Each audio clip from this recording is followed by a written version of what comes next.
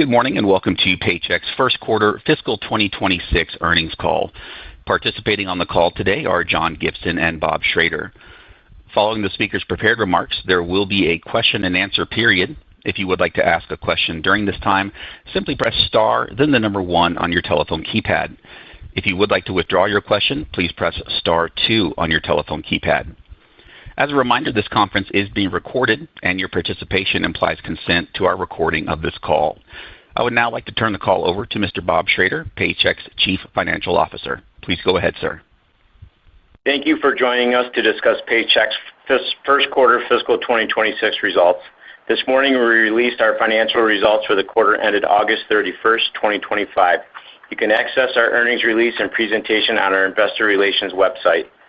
We plan to file our Form 10-Q with the SEC within the next couple of days. This conference call is being webcast live and will be available for replay on our investor relations portal.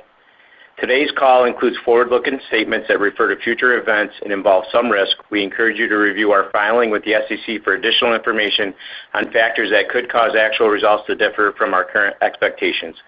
We will also reference non-GAAP financial measures. A description of these items, along with the reconciliation of non-GAAP measures, can be found in our earnings release. I would now like to turn the call over to John Gibson, Paychex President and CEO. Thanks, Bob. I will start by sharing our first quarter business highlights, and then Bob will come back and discuss our financial results and outlook. Of course, we'll open it up for your questions. We are off to a strong start in fiscal year 26, delivering robust 17% revenue growth and solid adjusted diluted earnings per share growth of 5% in the first quarter.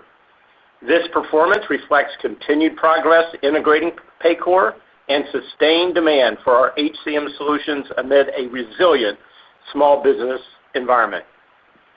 We remain pleased with the progress of the Paycor integration. We are on track to achieve targeted Paycor revenue synergies and exceed our initial cost synergy expectations. Our fiscal year 26 cost synergy target remains approximately $90 million. We are pursuing additional synergies beyond this target while retaining our flexibility to reinvest those gains for additional growth and innovation investments. Bringing the two companies together provides us a broader set of technology solutions and service models to both win and retain business. We have already enabled several notable client retention wins in the quarter across our purpose-built platforms. Additionally, we are encouraged by the speed at which we have completed the back-end technology integrations to enable the full breadth of revenue and cost synergy opportunities for fiscal year 26. We remain optimistic about the revenue synergies, particularly cross-selling Paychex retirement, ASO, and PEO solutions to Paycor's approximately 50,000 clients. More than half of Paycor's clients fall right in our sweet spot for ASO and PEO, while retirement solutions has a broad relevance across the entire client base. We recently developed a propensity model to target which Paycor clients are more likely to purchase Paychex's broad range of solutions, and we are building a strong pipeline. Among this quarter's cross-sell successes was an ASO sell to a Paycor client with several thousand employees, among the largest in Paychex history. This initial progress is promising, and early wins reinforce our confidence in the path forward. Beyond Paycor, we continue to see a long runway to further monetize our entire client base, where we believe penetration rates still remain low. Building on the momentum from Paycor, another cornerstone of our growth strategy is our long-standing relationships with channel partners. Brokers, CPAs, and banks are important referral sources for new business for us and have been for decades. The Partner Plus program for brokers continues to be received well, with broker enrollment nearly doubling since our last earnings call in June. We believe this momentum provides a strong foundation to retain and expand this vital referral channel. The program centers on helping brokers maximize client impact, grow their book of business, and deliver exceptional service and advisory support. We remain confident our partner program is the best in the industry, and we recently launched new marketing campaigns to further expand awareness and growth. Building on our long-standing partnership with the CPA community, we launched our new CPA Partner Pro portal in the quarter. We recently introduced another powerful Paychex Flex solution supporting small and mid-sized businesses and their CPAs. Bill Pay, powered by Bill, is our new financial management solution designed to simplify payments for SMBs. Bill Pay integrates payroll, HR, and accounts payable into a seamless experience, providing small business owners real-time financial clarity to make smarter and faster decisions. Additionally, Bill Pay will enhance CPA's ability to support their clients by integrating critical payment and HR functions to deliver even more valuable insights. We plan to expand Bill Pay to include accounts receivable and roll that out in our additional platforms in the future. Continuing our track record of innovation, Paychex leads the digital and AI-driven transformation of the human capital management. We deliver pragmatic AI solutions that drive measurable value for our clients and our business. I'm excited to share several recent advancements that demonstrate how we are harnessing AI internally and externally to enhance client experiences, boost operational efficiency, and we believe position Paychex for sustained growth. We recently expanded AI Insights, our generative AI assistant for workforce questions, to serve our PO clients in addition to our HCM clients. This AI-powered tool provides instant natural language insights on pay, equity, turnover, hiring trends, and labor costs. Through an intuitive chat interface, users can query complex HR metrics, drill down into detailed analytics, and follow up questions to uncover deep insights and predictive trends. In June, we launched our generative AI-powered HR guidance tool, developed using HR insights drawn from our nearly 40 million client interactions each year. This internal AI-enabled tool empowers our HR experts to deliver efficient, effective responses to client queries and provide enhanced client support. In addition, we have deployed AI tools across our organization, empowering our teams to focus on higher value work while enhancing quality, efficiency, and innovation. For example, AI is augmenting our software engineering group by automating tasks, improving code quality, and allowing us to accelerate our development. We are also piloting agentic AI solutions this quarter to transform some of our higher volume inbound client tasks across multiple channels. These AI agents autonomously manage routine client interaction, enhancing operational efficiency and elevating the client experience, all while freeing up our service providers to focus on high-value advisory and support to our customers. Our PO business continues to also perform well, with another strong quarter of strong demand and retention performance, leading to mid-single-digit worksite employee growth. We remain bullish on PO due to our scale, capabilities, and the growth opportunities we see. The PO model empowers small businesses to offer benefits comparable to Fortune 500 companies, addressing one of the top challenges of attracting and retaining talent. Turning to the macro environment, small businesses remain resilient. Our Small Business Employment Watch shows stable employment and moderating wage inflation and has over the past year, with no signs of recession. Since our last call, we've seen greater clarity on key issues such as tariffs, taxes, and inflation. With the tax bill in place and Fed rate cuts done, we believe this will support renewed business confidence. This clarity should encourage business owners, particularly those previously adopting a wait-and-see approach, to make more informed strategic decisions, potentially boosting investment and hiring. Lastly, I'm proud of the hard work demonstrated by our employees. Despite an ever-evolving external environment and the integration of our largest acquisition in the company's history, the team has remained focused on our clients and our purpose. Their dedication and efforts have been recognized once again, this time by Newsweek, which named Paychex one of America's greatest companies and most admired workplaces. Our people and our culture remain a key differentiator, underscoring the vital role our employees play in driving our sustained success. I will now turn it over to Bob to provide an update on our financial results and outlook. Bob? Thank you, John. I'll start with a summary of our first quarter financial results and then share an update on our outlook for fiscal 2026. Let me begin by sharing our first quarter results. Total revenue increased 17% over the prior year to $1.5 billion.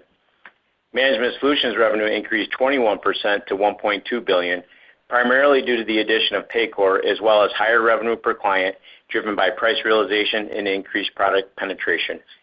Paycor contributed approximately 17% to Management Solutions revenue growth year over year. PEO and Insurance Solutions revenue increased 3% to $329 million, primarily driven by solid growth in the number of average PEO worksite employees. Outside of the at-risk plan headwinds, PEO continues to perform well. Interest on funds held for clients increased 27% to $48 million due to the inclusion of the Paycor balances. Total expenses increased 29% to $998 million, primarily driven by the Paycor acquisition. Operating income margins for the quarter were 35.2%, and adjusted operating income margins were 40.7%. Diluted earnings per share decreased 10% to $1.06 per share, and our adjusted diluted earnings per share for the quarter increased 5% to $1.22. Our financial position remains strong with cash, restricted cash, and total corporate investments of $1.7 billion and total borrowings of approximately $5 billion as of August 31st, 2025. Cash flow from operations was $718 million for the first quarter, primarily driven by net income. We returned $549 million to shareholders during the quarter in the form of cash dividends and share repurchases. Our 12-month rolling return on equity remains robust at 40%. Let me now turn to our updated guidance for the year, which assumes the current macro environment. We are reaffirming our fiscal 2026 outlook with the exception of our earnings expectation, which we are raising. Total revenue is still expected to grow between 16.5% and 18.5%, and as we previously noted, we would expect revenue synergies to contribute 30 to 50 basis points of growth in fiscal 2026. Management Solutions is expected to grow in the range of 20 to 22%. PEO and Insurance Solutions is expected to grow in the range of 6 to 8%, and as previously noted, we expect revenue to accelerate in the back half of the year as we anniversary the at-risk revenue growth headwinds we experienced last fiscal year. Interest on funds held for clients is still expected to be in the range of $190 to $200 million. Adjusted operating income margin is expected to be approximately 43%. Our effective income tax rate is expected to be in the range of 24 to 25%. And as I mentioned, we are now raising our earnings expectations with adjusted diluted earnings per share now expected to grow between 9 and 11%, up from 8.5% to 10.5% that we shared with you last quarter. Now I'll provide you a little bit of color for the second quarter. We would anticipate total revenue growth to be approximately 18% in Q2 with an adjusted operating margin of approximately 41%. And of course, this is based on our current assumptions, which are subject to change. And with that, I'll now turn the call back over to John. Thank you, Bob. And with that, we will now open up the call for your questions. Thank you very much, Mr. Gibson. Ladies and gentlemen, at this time, if you do have any questions, please press star 1. If you find your question has been addressed, you may remove yourself from the queue by pressing star 2. Additionally, we ask that you please limit yourself to one question and one follow-up question. We'll go first this morning to Brian Bergen of TD Cowen. Hi, this is actually Jared Levine on for Brian Bergen today. I guess to start here, can you give us an update in terms of the demand environment? Any notable differences when you think about employer-sized segments or across core offerings here? Jared, this is John. No real change. I mean, look, demand remains consistent with what we've been seeing historically. Matter of fact, activity is up. I think there's a lot of shoppers in the market right now. Our PO booking continued to be very solid, up double digits this past quarter. So you're really across the board seeing a lot of activity and good traction in the micro segment as well, which had been a little a little lighter in the fourth quarter. But like I said, right now, the demand environment seems stable to me. Great. And then we've been getting a lot of questions in terms of the PayCor X-Flow growth there. So just wanted to confirm in 1Q, did it still grow low double digits in terms of X-Flow growth? And is that still what you're assuming for the year as well? Yeah, Jared, this is Bob. It's certainly on a full year basis. We expect, the recurring revenue to be on Paycor to be a double-digit grower. I don't want to get into the quarterly splits. Obviously, they were invested short on the client funds, so that with rate decreases that occurred last year and where we are now, that would have been a little bit of a headwind. But the recurring revenue growth for Paycor in Q1 was in line with our expectations, and we would expect the business to grow double digits on a full year basis. Great, thank you. Thank you. We go next now to Mark Marcon of Baird. Good morning, and thanks for taking my questions. So one, just on the PEO side, I know we're going to lap, some tough or some easier comps in the second half on the PEO side when we get to the second half. But aside from that, how would you characterize the PEO environment? Because it has been slowing down, and when we take a look at the sequential pattern, Q1 relative to Q4 is a little bit worse than what we've typically seen. And so I'm just wondering, is the environment solid for the PEO, or what are the primary headwinds right now? Well, Mark, I'll start, and then Bob can add maybe a little more color for you. Look, our PO continues to perform well, and if you look at the numbers, mid-single-digit worksite employee growth, I think you're going to find we're leading the market there. Our bookings were double-digit in the quarter. We had record retention in the first quarter. Remember, last year we had record retention, and we're continuing on that pace. So I continue to see strong demand there. I look at some states, take California. Our medical enrollment's up 10% there. Our medical enrollment overall across the country is up. We can talk about a bit later where we are in Florida, which is where we have our MPP. That's where we have a little more challenge. Again, that market, pretty competitive in that market, and we don't take a lot of risk. So we're not going to go after business that's going to be a bad risk. So overall, I feel very good about where we are from a PO perspective. Really, really like what I'm hearing in the early engagements with clients and our broker partners as we approach some of the Paycor clients as well. So we've been building a pipeline there. As you know, that sales cycle is a little longer, but I'm very pleased with the activity and what we have going on there. Yeah, just to add a little color, Mark. I mean, certainly the PEO, I would say, was probably a bit better than our expectations in the quarter, as John mentioned, and we've talked about this in the past with the PEO. It's all about worksite employees, and that was strong in the quarter. I think John highlighted in the prepared remarks, mid-single digits. I think when you pull the PEO apart, from the agency, the growth of the PEO was, in line with that worksite employee growth, despite the at-risk headwinds that we have, which we will anniversary here as we turn, into the new calendar year.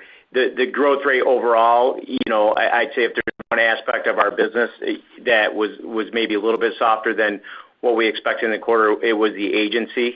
That was a drag on the growth rate of the category. We continue to see some rate pressures from a workers' comp standpoint. Certainly demand was good from an agency standpoint, but overall we feel really good about where the PEO is.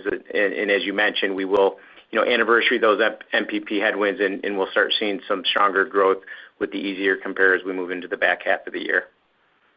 Great. And then for my follow-up, direct expenses as a percentage of revenue, you ended up seeing some pretty nice leverage there. And so I'm wondering, that was really strong. How would you characterize direct expenses on a go-forward basis? And then compare and contrast that to SG&A when we strip out the one-time charges and the goodwill, just in terms of the ongoing operating expenses. Because it seemed like there was a little bit of a contrast between the two. In other words, direct expenses, stripping out everything else, looked better. SG&A expense, I imagine just because you've got more overlap and a number of items, maybe a little bit heavier than what we were looking for. So how would you expect those to go as the year unfolds? And it seems really encouraging. I think. Yeah, thanks, Mark. We think so as well. Obviously, we've been focused on the synergies, and as you know, we're the best operators in the business, and so we're always focused on trying to be efficient and productive. I think the expense growth in the quarter obviously is a big number driven by the Paycor acquisition. If you were to strip it out, it's probably closer to about 3% expense growth overall. And the one thing we didn't highlight in the script, which was probably a miss. If you look at the adjusted operating income growth in the quarter, it was 15%, right? So obviously that's coming from the strong top line growth of 17%, but certainly trying to find ways to be more productive and more efficient, and really strong adjusted operating income growth for the quarter. And on a full year basis, expense growth, I would probably think what we saw this quarter organically would probably be consistent with what we would see going forward. Terrific. Thank you.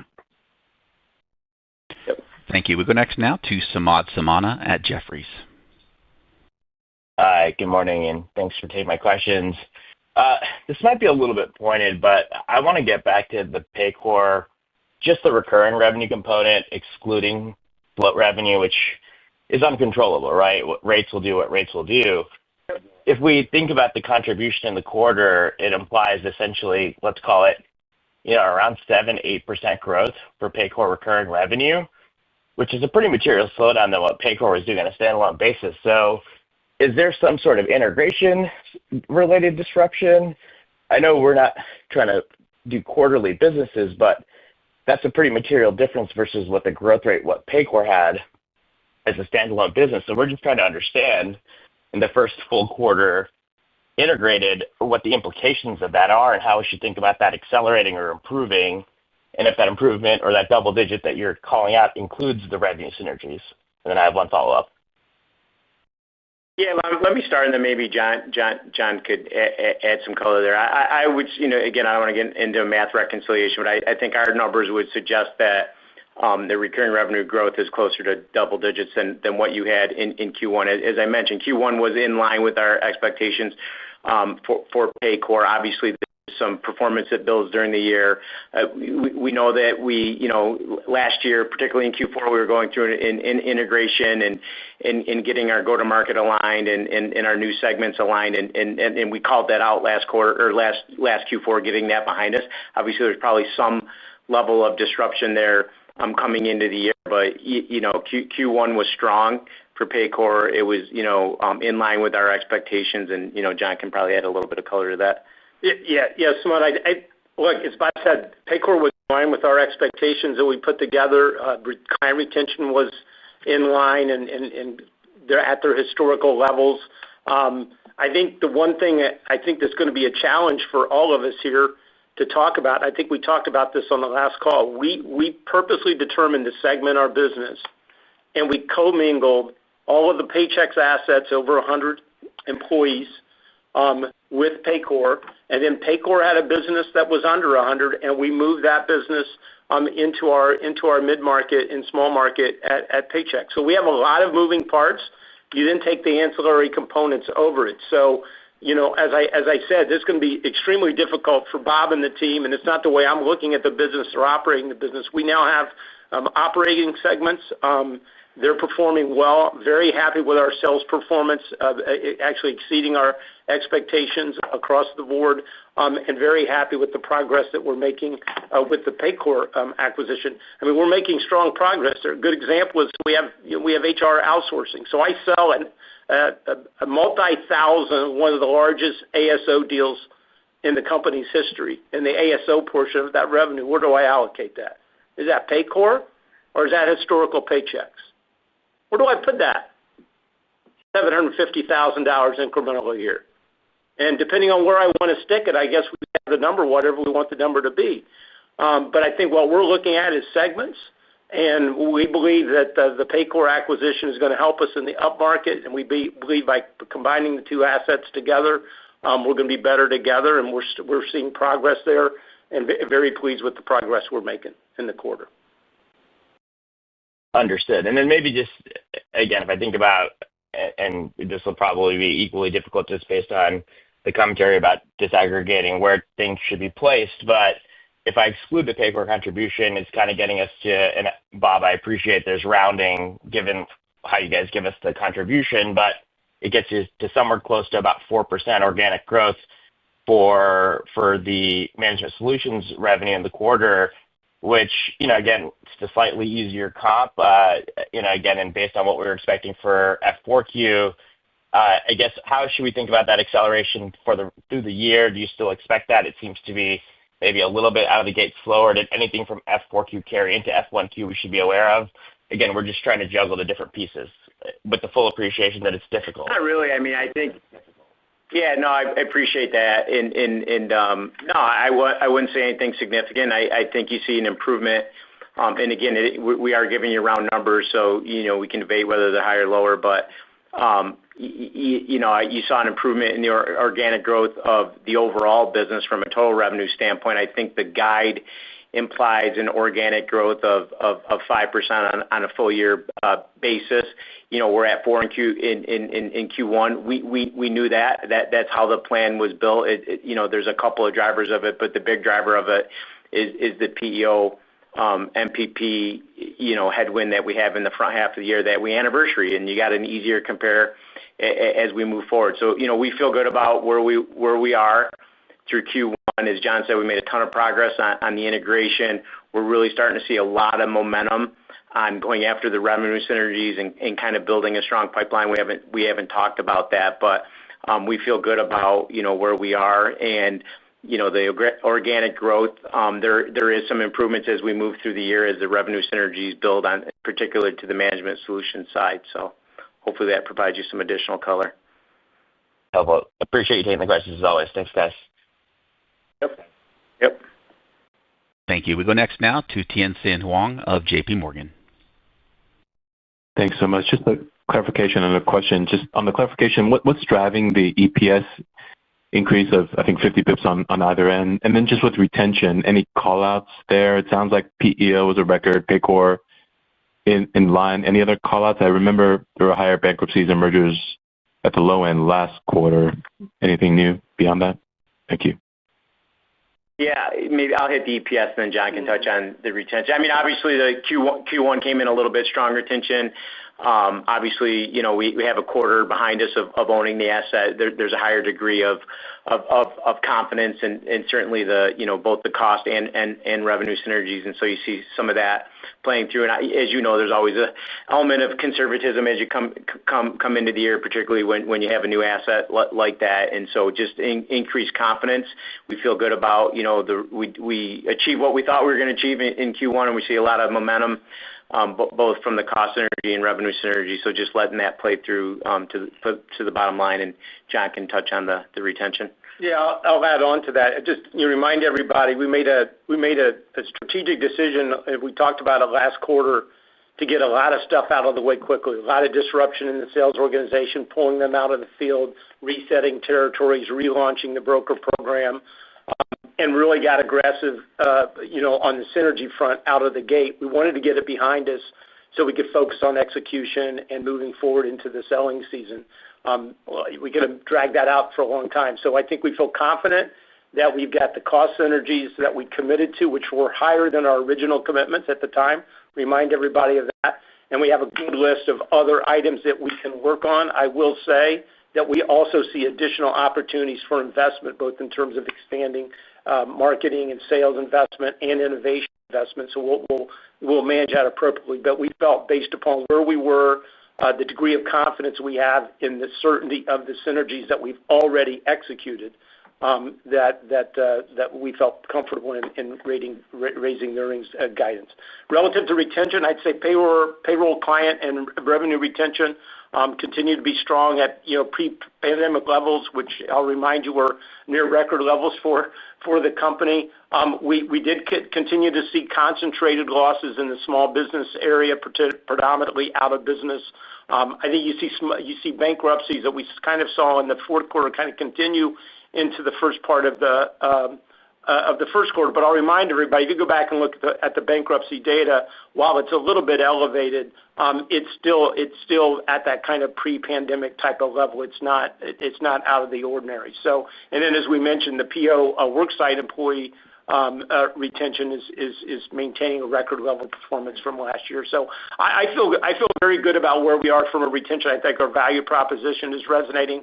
Good job with all the disruption. When you think about all the disruption, what we're seeing in the Paycor client base there, what we're seeing in our client base, given all the uncertainty in the market and all the talk about challenges in the economy, we certainly are not seeing that in our retention numbers, and we're not seeing it in any of our other indicators as well. Great. Thank you both.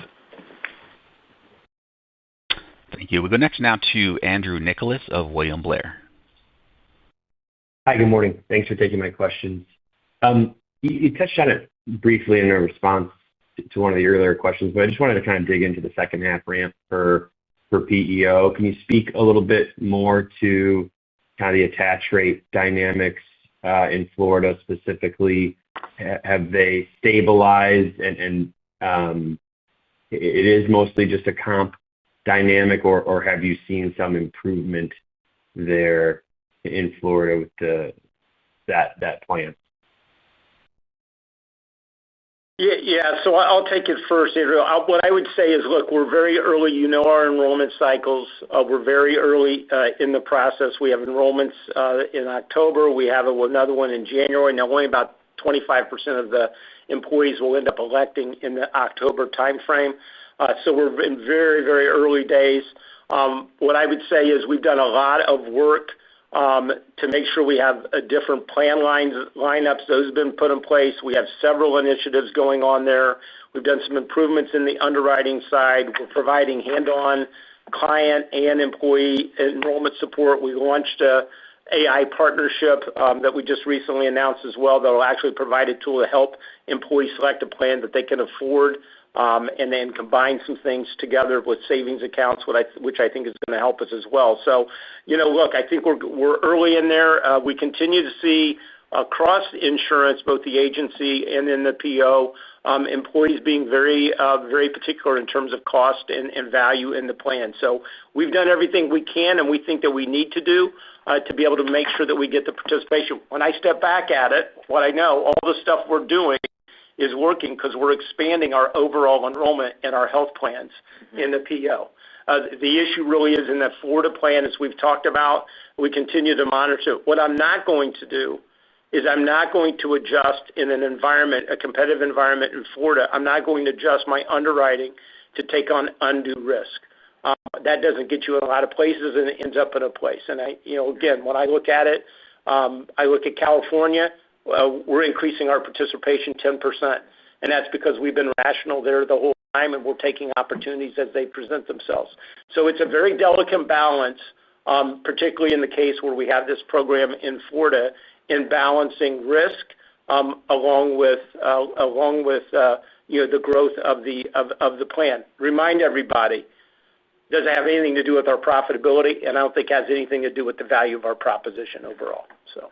Yeah, and just the only thing I would add to that, Andrew, on your compare question is, the enrollment headwind, the lower enrollment that we had in Florida occurred as we went through, the annual enrollment cycles last year. So when you look at the front half of the year, we have a tougher compare because we had higher enrollment last year. Once you get through that January enrollment, then you've kind of anniversary that headwind goes away and you have a much easier compare. And then, all the things that John talked about that we're focused on driving enrollment as well as worksite employee growth. And that's why you get the acceleration in the PO in the back half of the year.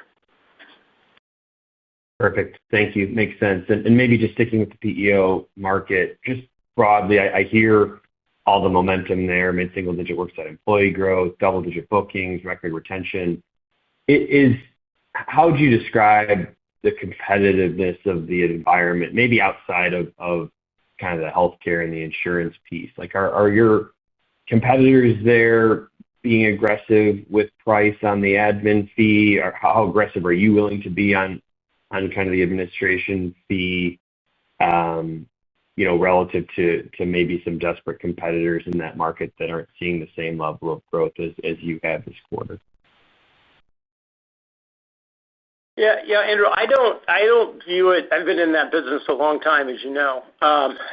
So I don't view it any different than any other cycle we've seen. It ebbs and flows in terms of who's being more aggressive or less aggressive. I'd say the overall environment is very consistent. There's always going to be one or two irrational players out there. My view is of that value proposition. It's a holistic value proposition.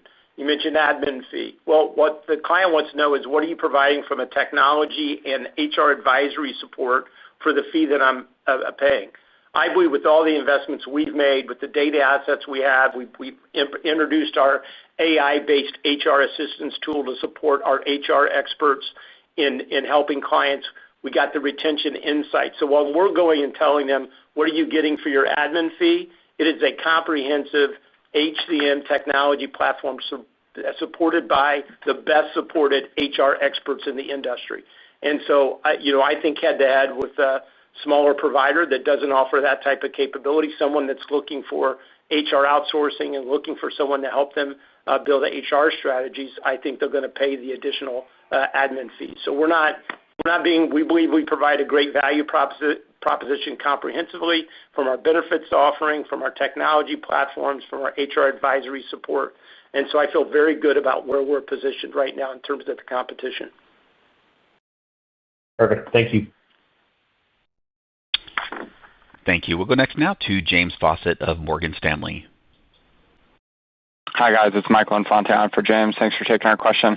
I just wanted to ask about the Bill partnership. Can you maybe just paint the picture for us in terms of the customer profile who would be most likely to initially adopt some of these capabilities, how you think about some of the go-to-market dynamics between the two organizations, and maybe how we should be thinking about ARPU uplift potential for your average payroll customer that begins to use some of Bill's AP capabilities? Thanks.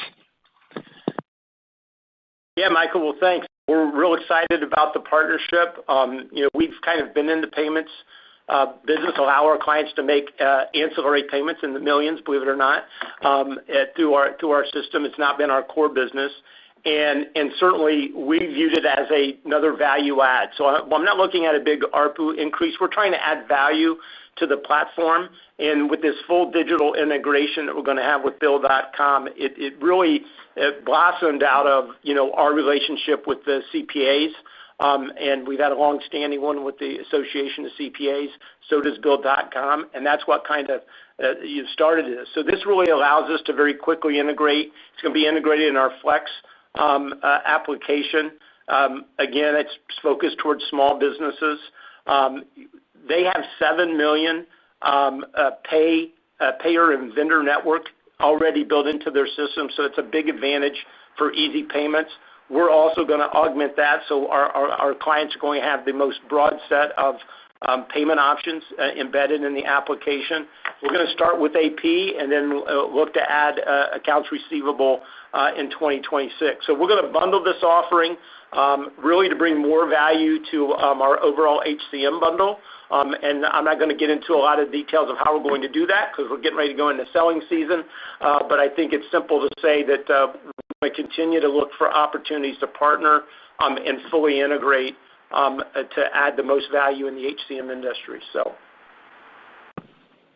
that's helpful. Appreciate that. Bob, just a quick housekeeping one on the agency dynamic within the PEO. I know you called out the agency piece, but was there anything incremental either in terms of PEO versus ASO mix shift and/or employees opting for lower cost health plans and maybe how that trended sequentially? Thanks. Yeah, no difference there at all, Michael, than what we've seen in the past. I'd say good balance between ASO and PEO, so we didn't see the pendulum swinging in one direction or the other. And as I mentioned, the PEO was actually slightly above what we expected in the quarter. And I wanted to highlight the agency because the overall growth of that category is being impacted by what we continue to see is some workers' comp rate headwinds on the agency side. But overall, the PEO business performed solidly and slightly above our expectations in the quarter. Thanks, Bob. Thanks. Thank you. We go next now to Daniel Jester of BMO Capital. Great. Thanks for taking my questions. Wanted to go back to the comment, the prepared remarks about piling some agentic AI inside your own organization. I guess I know it's early days, but any sense about how much you would expect productivity to improve, or how are you measuring the success of these pilot programs? Yeah. So Daniel, let me kind of maybe lay out to you. It's a pretty impressive track record of what we've done from an AI perspective. Dating back to the first AI-based product before ChatGPT, when we won the award for our retention insights, dating back in early 2022, when we've continued to add a series of capabilities into our product set that really are providing more value for our clients. One of the things we strongly believe is we have one of the largest data sets of small, medium-sized businesses when it comes to HR. We're having 40 million interactions with our clients on an annual basis that we're now capturing and analyzing.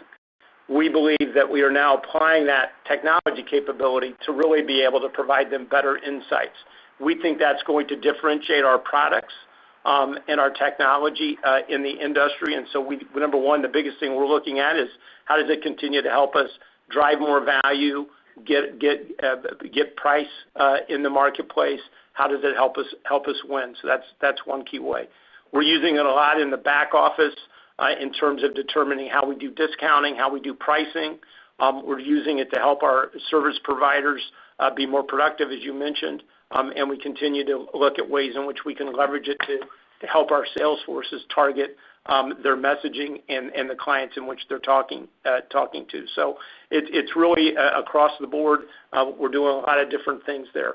We have also just recently launched an actual agentic AI tool that will actually begin to handle some of these high-volume transactions through multiple channels. And so it's early innings in this, but we're really optimistic about what the impact can be to really allow us to provide more value for the clients, and then for us to free up the transactional time that our frontline service providers are doing today for the client so that they can look at the analytics and go and provide more advisory support. We think that's going to differentiate us from anyone else, particularly the smaller players in the industry that don't have access to the massive data set that we have. That's great color. Thank you. And then on the revenue synergies, holding them, consistent with what you shared last quarter, I guess, would you be able to provide any color on sort of the learnings that you've had? You highlighted that big win in the prepared remarks, but as you're approaching the cross-sell revenue synergy opportunity, anything that you may be modifying now that you've been out in a couple months trying to do this? Thank you so much.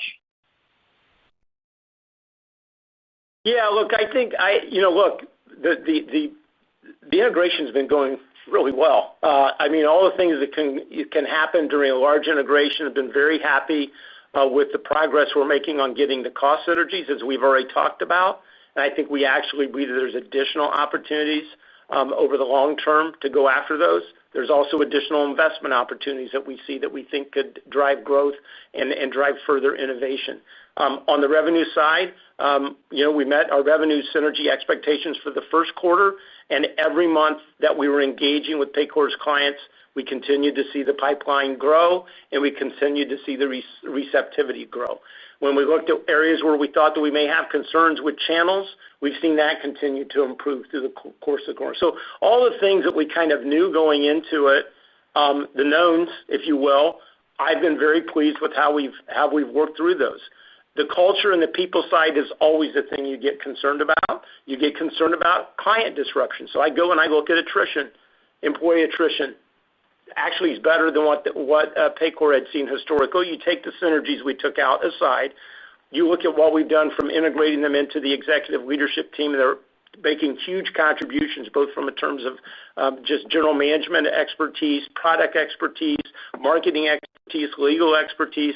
Across the board, the people of Paychex and Paycor have come together, and we're making more powerful decisions, I think, as an organization. And so then I look at it and I go, what's my biggest surprise? We have a very specific model at Paychex that we went after, particularly in upsell. And we have these target segments that we know exactly what the sweet spot is for an ASO client. Someone's going to use our HR outsourcing. What surprised me is how much further up market that value proposition could potentially go. I mean, when I'm getting multi-thousand ASO HR outsourcing deals, 2 of them early stages, that was surprising to me. And we're actually now trying to rethink, okay, what does that look like up market in much bigger scale than what we're used to? We've done it before at Paychex, but again, in the first 6 to 8 weeks, we're landing some large clients that we really would not have thought, or certainly was not in our model, because we were targeting more of our sweet spot. So that's the thing that I'm most excited about, is I think the value, same thing in 401k, I think the value proposition that we've historically had at Paychex, I think is also resonating more up market, and I think that's going to give us some upside opportunity. Great. Thank you very much. Thank you. And just a quick reminder, ladies and gentlemen, any further questions this morning, please press star 1. We'll go next now to Ashish Sabadra of RBC Capital Markets. Hi, good morning. This is David on for Ashish. Thanks for all the color provided on the call so far. Just taking a step back, in terms of the regulatory environment, government shutdowns, maybe changes to H-1B, how are you thinking about that, and how is the business, I guess, positioned to weather those changes, whether it be good or bad? Thank you. Yeah, look, I mean, we've been through a lot of cycles, and what I would say is that our small business clients tend to be resilient. In terms of the Paychex specifically, we don't have a heavy concentration with the government, with the federal government, and so I don't expect any impact directly to our business. I'm sure we'll have some clients in the D.C. area that may have some issues, and then we don't have a lot of H-1B visa issues internally as a company. So again, I don't view those things as a big issue. What I would tell you is the small, medium-sized business market continues to be resilient. We've seen stability in terms of employment since the start of the year. It's not taking off, but it's not going down in a recessionary mode. We continue to see wage inflation below 3%, very steady. That's been very steady for almost 18 quarters now. So we see a very stable small business environment. I think some of the things with the tax bill being behind us, and there's at least some degree of certainty there, which is probably important for people to make some investment decisions, particularly the R&D credit issue. And then also, I think with now you getting the Fed, the first rate cut is underway. We'll see where that's going. I would say that we're still in kind of restrictive environment. But I think if you continue to see that, you continue to see investment capital, I feel pretty good about where small businesses are set up. I think they're more optimistic now than they were at the start of the year. And like I said, I just think we'd like to continue to work through additional surprises. Thanks. Thank you. We'll go next now to Scott Wurtzel of Wolfe Research. Hey, good morning, guys. Thank you for taking my questions. Appreciate the incremental color on the cost synergy side and sort of your view on the targets there. Wondering if you can just talk about, just give us a kind of update or, reinform us of the milestones that you've hit so far, what's left to come, and where maybe some of these, incremental potential cost synergies would be coming from down the line. Thanks. Yeah. Maybe I'll start and John can answer. I would say most of the actions required to realize the cost synergies are behind us, Scott. So a lot of that happened early on after we closed the transaction. Obviously, we had some transition resources that we carried through a period of time and to help us there. So I would say most of the cost synergies, obviously a lot of that is overlap in functions. You have two public companies coming together, and there's other areas that we're going after. We think there's certainly some opportunities from a procurement standpoint and leveraging the combined spend to get better rates and things like that. So those are the additional opportunities that we're going to go after. And as we've said, we're going to balance how much of that we drop to the bottom line versus looking for additional investment opportunities as we move forward. Got it. Thank you. And then just a quick follow-up, just on the retirement side, wondering if you can maybe quantify how contributory that was to growth this quarter, just given where kind of equity markets landed at the end of the quarter relative to when you guys reported earnings, if there was any incremental tailwind on the retirement side during the quarter. Thanks. Yeah, I mean, that's been a strong growth business for us for some time, and in the quarter that continued. I would say it was near double-digit growth in Q1. Great. Thanks, guys. Thank you. And gentlemen, it appears we have no further questions this morning. Mr. Gibson, I'd like to turn the conference back to you for any closing comments. Okay. Well, thank you, Bo. Appreciate it. Well, listen, in summary, as we stated, we're off to a good start in fiscal year 26, delivering robust revenue growth, solid earnings per share. The integration continues to exceed our expectation. We're hitting the cost synergies, revenue synergy opportunity continues to just reinforce to me the strategic value of the acquisition. And we truly believe that the innovation that we have in front of us with AI-driven solutions are going to drive better value and efficiency really across the entire business for our clients and for our shareholders. I think as you look at the company today, having gotten the major lifting and the integration behind us, we are now stronger as one Paychex. And that's really what we are going forward. And I really believe that we have the most comprehensive set of platforms and capabilities in the industry that meet the need of any client of any size. And that's only been reinforced in the last quarter, understanding the power of our HR outsourcing and its ability to move up market. And I think that we're better positioned than we've ever been to fulfill our purpose to help businesses succeed. So I want to thank you for your interest in Paychex and hope you have a great day. Thank you, Mr. Gibson, and thank you, Mr. Schrader. Again, ladies and gentlemen, that will conclude Paychex first quarter fiscal 2026 earnings call. Again, thank you so much for joining us this morning. And again, we wish you all a great day. Goodbye.